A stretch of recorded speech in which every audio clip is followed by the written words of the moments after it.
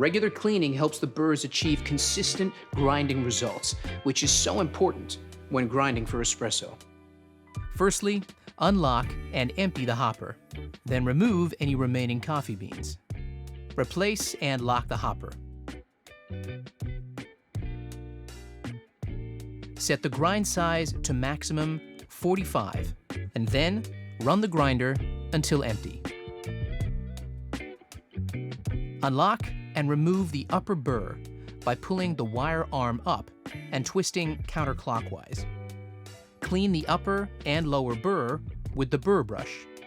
Clean the grind outlet with the grind outlet brush. Align the index marks and push the upper burr firmly into position. Lock the upper burr by rotating clockwise. Insert the hopper and lock. Return your grind setting to its previous position. Now, ready to fill it again with fresh coffee beans.